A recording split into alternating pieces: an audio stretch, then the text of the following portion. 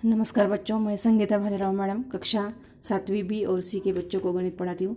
देखो बच्चों, पिछले वीडियो में हम लोगों ने संपूरक कोण जो है इनके बारे में अध्ययन किया था। संपूरक कोण किसको कहते हैं, उसकी परिभाषा क्या है और उसके किताब में जो हल किए हुए गणित है, इस गणित को भी हम लोगों ने समझ लिया था।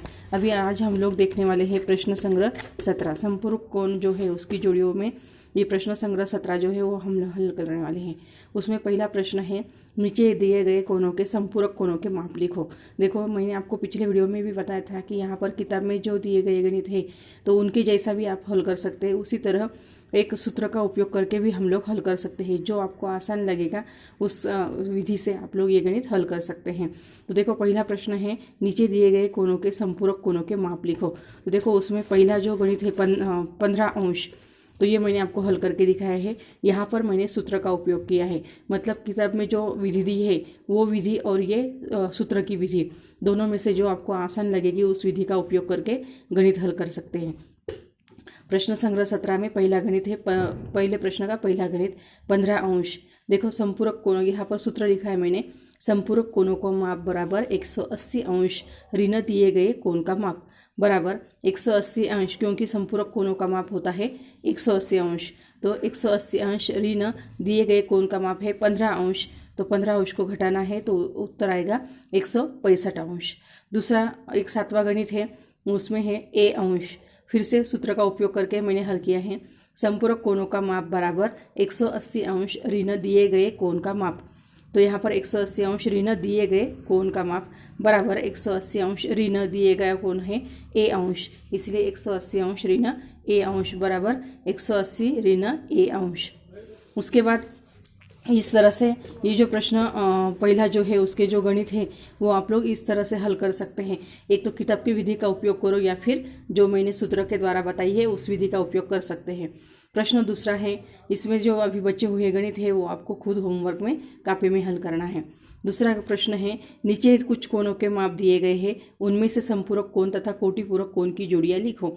अभी इसमें देखो, यहाँ पर संपूरक कोण अभी अपने परिभाषा में ही देखा है। संपूरक कोण किसको कहते हैं कि जिन दो कोणों के मापों का योगफल 180 अंश होता है उसको संपूरक कोण कहा जाता है। और कोटिपूरक कोण किसको कहा जाता है, तो जिन दो कोणों के मापों का योगफल 90 अंश होता है उसको कोटिपूरक कोण कहा जाता है। तो इसलिए यहाँ पर कौन से दो कोणों का माप जो है मापों का योगफल 180 अंश या फिर 90 अंश आता है तो उनको संपूरक या कोटिपूरक कोण कहा जा सकता है। इसलिए यहाँ पर अभी समझ लो, यहाँ पर माप कोण बी और माप कोण एन, तो इनका अगर मापों का योगफल किया तो वो 90 अंश आएगा। इसका मतलब माप कोण बी और माप कोण एन ये दोनों कोटिपूरक कोणों की जोड़ियां हैं।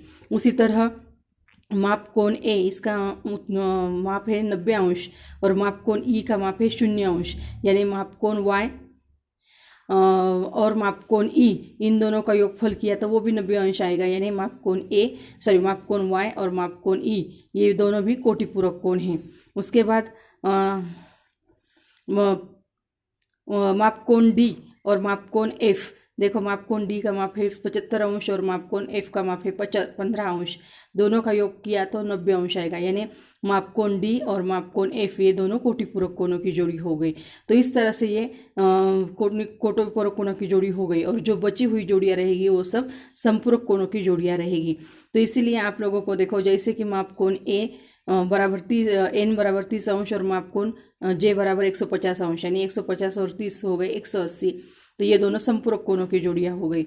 उसके साथ माप कोण बी बराबर 60 अंश और माप कोण जी बराबर 120 अंश, तो 60 और 120 मतलब 180, यानी ये दोनों संपूरक कोणों की जोड़ियां होगी। तो इस तरह से आप लोगों को ये प्रश्न दूसरा जो है वो आपको खुद हल करना है।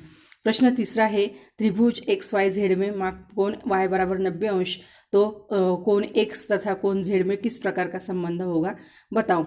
अभी देखो, यहाँ पर दिया है कि यहाँ पर दिया है देखो कि माप कोण y जो है वो 90 अंश का है और आपको मालूम है त्रिभुज जो है उसके 3 कोणों का मापों का योगफल 180 अंश होता है।